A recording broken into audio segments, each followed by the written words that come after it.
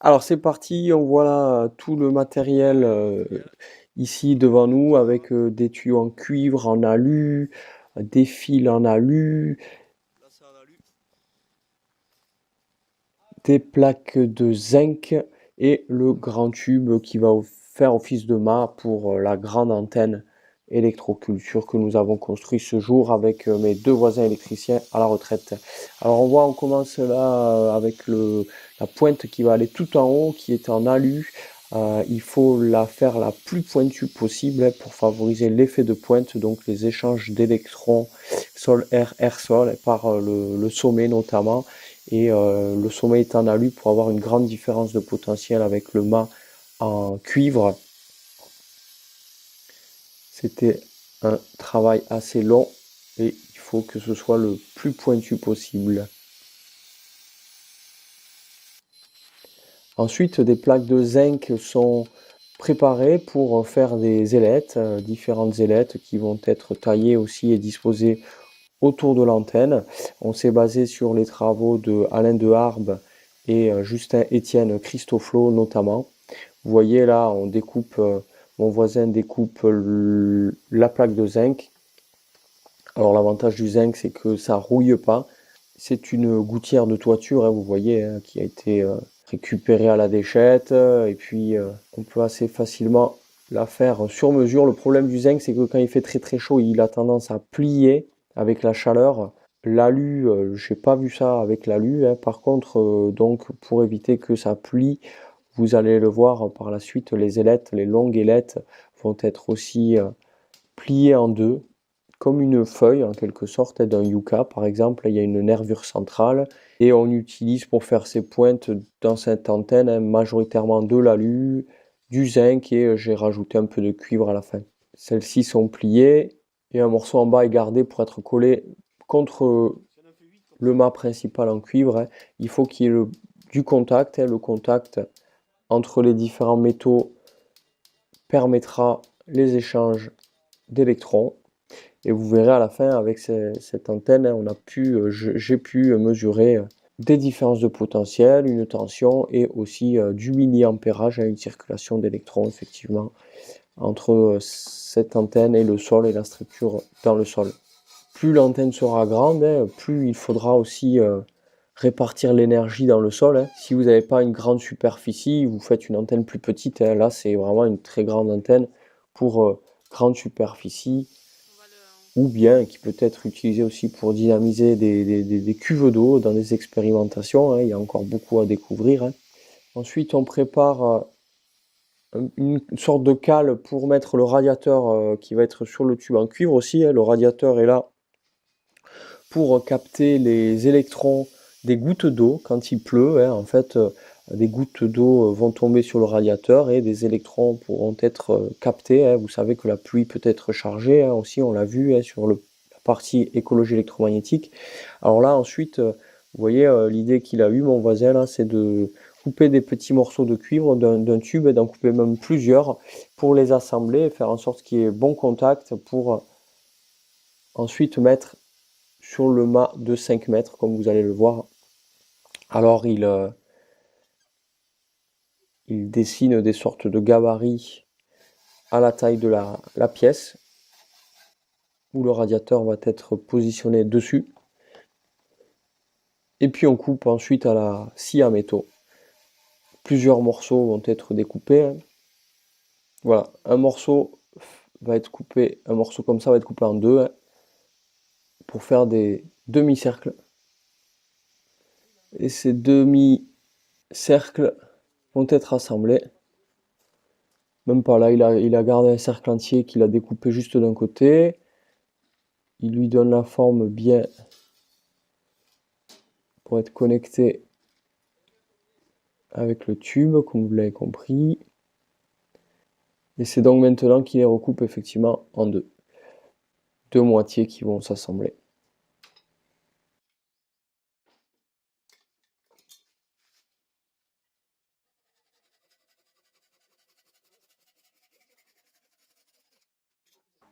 Hop, positionné dessous le taquet du radiateur. Et ceci va être fixé ensuite.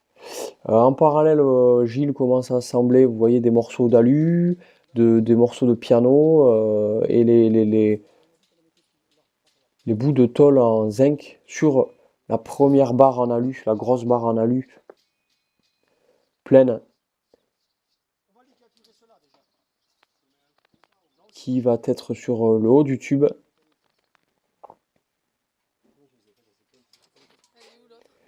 D'autres morceaux, alors là c'est de l'aluminium légèrement souple qui est utilisé pour faire des constructions artistiques. Voilà, des gros morceaux sont découpés pour être ajoutés aussi sur la partie haute, hein, pour créer un maximum de pointes. À chaque fois qu'on coupe, on refait les pointes. C'est important.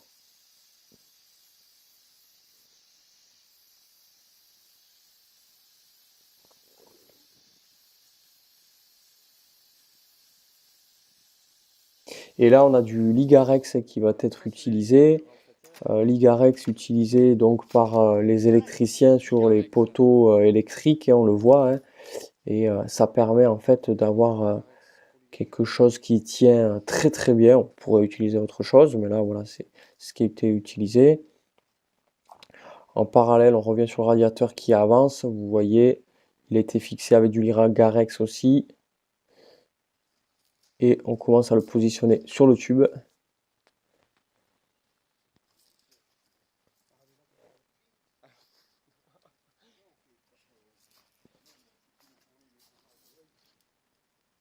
Voilà, alors il y a une pince spéciale quand on utilise le Ligarex pour serrer définitivement.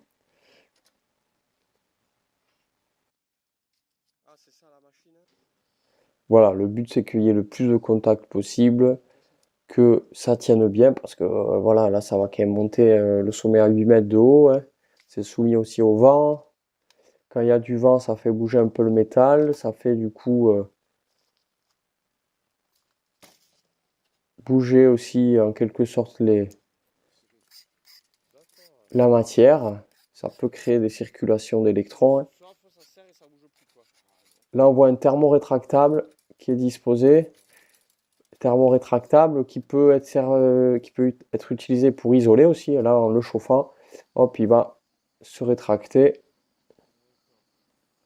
et prendre la forme impeccable et continuer de lier le tout. Alors pour que l'ensemble rentre bien dans le mât de 5 mètres, et je crois que c'est du 40 de diamètre, je ne sais plus exactement, 40 mm, en cuivre, on aplatit le tout. Et là, vous voyez le thermorétractable, hein, qui est sur toute la base isolée qui va être insérée dans le tube parce qu'on va faire une sorte de spirale, comme vous allez le voir, basée sur les travaux d'Alain de Harbe. Une sorte de spirale qui va partir de la partie du haut, pardon, pour être liée à la partie basse. Un peu de graisse pour que ça rentre à l'intérieur, c'est bon. Donc c'est inséré mais isolé, hein. Ça n'est pas connecté au tube. On pourrait le connecter tout à fait directement au tube, hein. Vous n'êtes pas obligé de vous complexifier avec ce qu'on a voulu expérimenter. Le plus simple, ça serait de le connecter directement au tube, hein, sans les spirales. Voilà. Bon, nous, on a voulu expérimenter avec les spirales, ce qui fait que on va par la suite connecter un morceau de cuivre à la partie haute en alu qu'on va faire s'entortiller sur le tube pour connecter ce fil de cuivre à la partie basse en cuivre. Donc, un fil électrique en cuivre va connecter la partie haute en alu à la partie basse en cuivre en s'enroulant autour, hein. On a ouvert les différentes pointes et du thermorétractable est ajouté pour faire en sorte que l'ensemble ne bouge pas, que ce soit bien en contact, que l'eau ne s'insère pas non plus. Vous verrez à la fin, j'ai mis un peu de colle à chaud aussi. Moins l'eau rentre, plus on préserve de l'oxydation aussi, hein. On voit bien l'alu, le zinc, les 4 pointes en zinc, les ailettes. Voilà, on regarde bien. Là, on fait des tests pour voir, hein. On a laissé un fil de cuivre connecté au sommet en alu qui va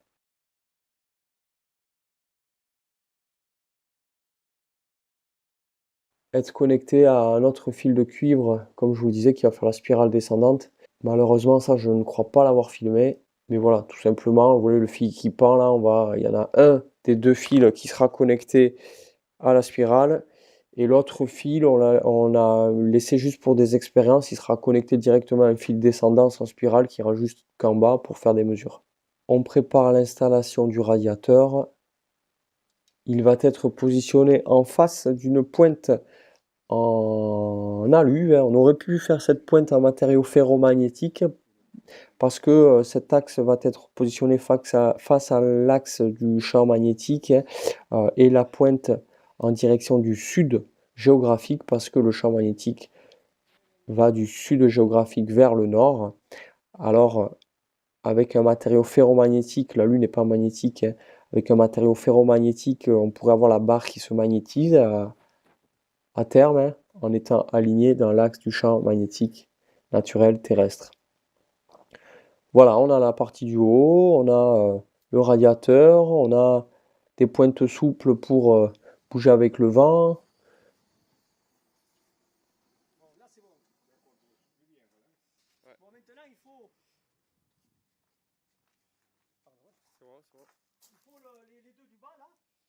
On voit bien, donc là on fait des tests, hein, voir si on a la partie haute et basse qui sont bien isolées.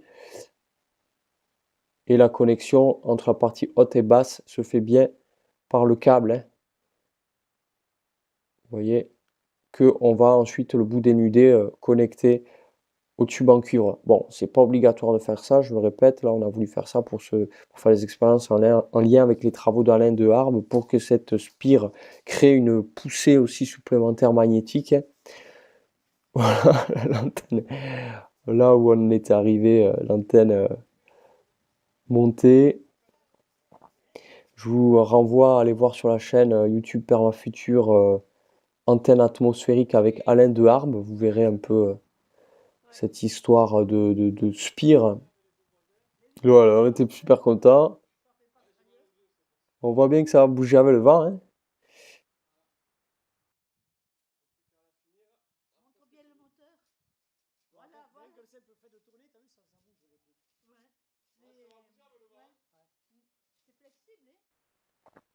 Voilà, on voit Gilles qui met des câbles, qui connecte un câble juste en bas, hein, du tube aussi, qui permettra de connecter par la suite à la parcelle.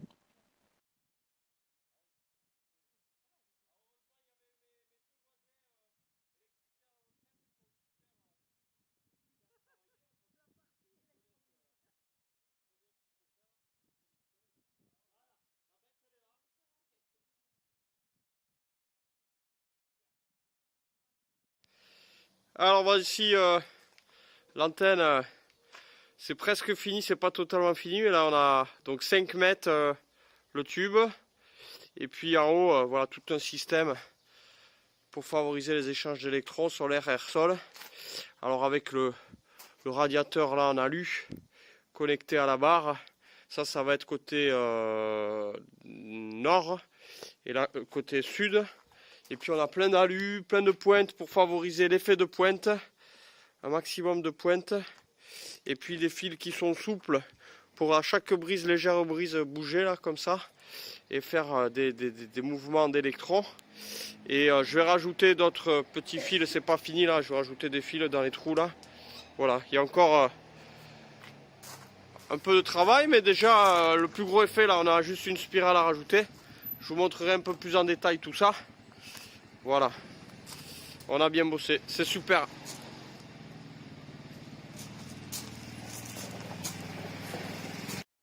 Bonsoir à tous. Alors là, on vient de construire une super antenne d'électroculture type atmosphérique. On a presque finalisé la construction. Au sommet, ça va monter à quasiment, ça va tutoyer les 8 mètres de haut. Alors, juste rapidement, je vais vous montrer le système sans rentrer trop dans les détails. Mais là, on est prêt pour samedi. Là, il y a un stage, on va la mettre. Il y a juste à l'emboîter dans le plot béton que j'ai fait ici.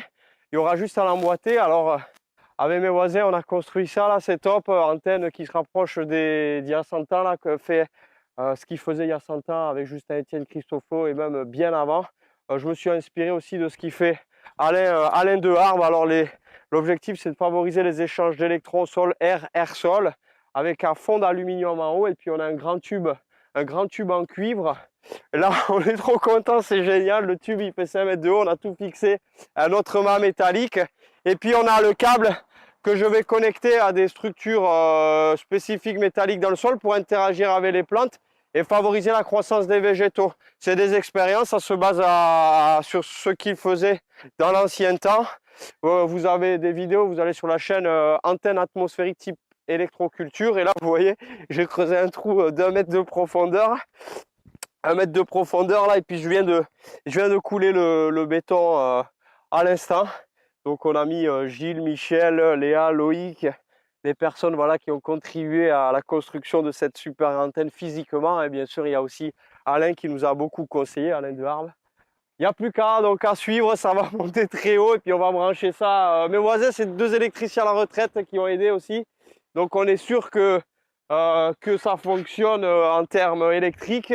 Ça marche à l'électricité naturelle atmosphérique. Et voilà, et on va mettre aussi des élingues. Parce que ça monte haut, hein, donc on va aubaner tout ça bien. On a pité dans le mur là, ici, on a pité, on a mis tout ce qu'il faut. On va faire ça bien, ça va être durable et on va pouvoir expérimenter cette technique comme il faisait dans l'ancien temps là.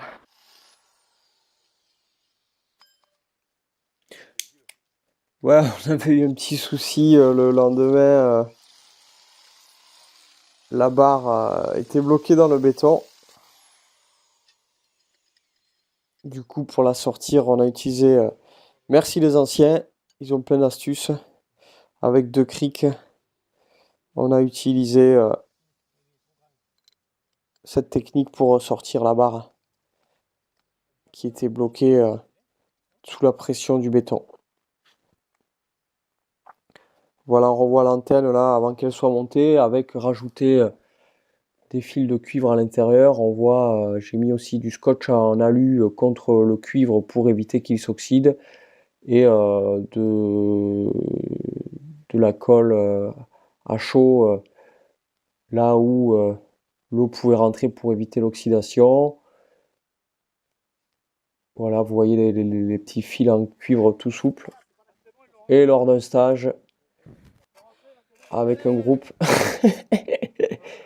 voilà, on a inséré la bête. Ouais, bravo. Faut l'attendre maintenant. C'est génial. Oh là là là là. Ça va où? Ça va là-bas? Ouais. Tiens, elle est énorme. Ah, fallait être plusieurs là. Voilà, elle monte à 8 mètres de haut. Donc 800 volts minimum. Hein. Entre le sol et 8 mètres, il y a 800 volts de différence de potentiel.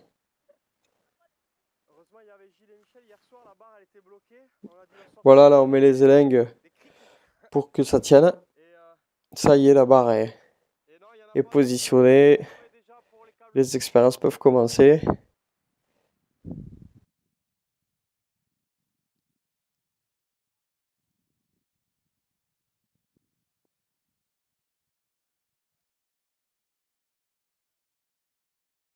Bonjour à tous. Aujourd'hui, je m'amuse à mesurer cette fois-ci pas la tension, mais l'ampérage, c'est-à-dire l'intensité du courant. Est-ce qu'il y a circulation d'électrons entre les différents systèmes d'antennes électroculture que j'ai mis en expérimentation là sur la parcelle. Donc en fait, j'ai mon grillage central ici que je connecte à mon antenne qui est là. On va regarder cette fois-ci l'ampérage. La dernière fois, on a regardé la tension, c'est-à-dire la différence de potentiel de richesse en électrons entre 2 milieux. Et là, on va regarder l'ampérage. Là, on va regarder en milliampères. C'est un courant, c'est une intensité de courant, une intensité d'échange d'électrons entre l'antenne, par exemple ici, et mon grillage dans le sol. Alors, pour vous expliquer, parce que j'avais eu la question la dernière fois, là, vous voyez, j'ai mis un domino celui-ci qui est connecté à mon sol avec ce grillage là ici, hop. Et puis de l'autre côté, vous avez, pourquoi il y a deux fils ici, c'est parce que pour l'expérimentation, pour pouvoir faire des mesures, on a voulu mettre un fil qui est connecté tout en haut de l'antenne, à la partie en aluminium, et le deuxième fil ici, il est connecté en bas, à la partie. Donc, regardez en haut sur l'antenne, ce à quoi ça correspond. Hop, je vais reculer un peu pour que vous voyez mieux. Donc, le fil du haut, il va tout en haut, en fait, il va à la partie qui est en alu, et le fil, celui du bas, va à la partie du bas, elle est connectée en bas, ici, au tube en cuivre. Donc le fil du bas, il prend tous les électrons, hop, qui descendent dans tout le tube. Bon, j'espère que je ne vous ai pas embrouillé. En tout cas, ce qui nous intéresse, c'est la mesure là, vous allez voir. Donc je mets, qu'est-ce que je mets? J'allume le voltmètre. Je me suis branché, vous voyez, sur les ampérages. Ampérage, donc j'ai mis la prise COM, ici le noir. La prise rouge à milliampères. Dans la nature, c'est des, enfin là, dans ce que je mesure, c'est des milliampères. Vous voyez, donc je vais essayer à une main, mais on va y arriver. Si je connecte les deux fils, hop, comme ça, il n'y a rien. Si je les mets dans la terre, hop, dans la terre là, hop, comme ça, vous voyez, la terre humide, là. Dans la terre humide, j'ai 0,01. Vous voyez, c'est quasi rien. Je vais le mettre à un autre endroit un peu plus éloigné. Là-bas, le fil, juste dans la terre, 0,1. Vous voyez, c'est pas grand chose. Hein. Donc là, qu'est-ce que je fais? J'en mets un des câbles au grillage, là, ici. Bon, je fais tout que d'une main avec le téléphone dans la main, donc j'essaie de faire au mieux. Voilà. J'en ai mis un connecté à mon câble. Et l'autre, on va le connecter à l'antenne. Vous voyez, on n'a rien, c'est normal parce que l'autre, c'est pas connecté. Hein. Donc je connecte à l'antenne.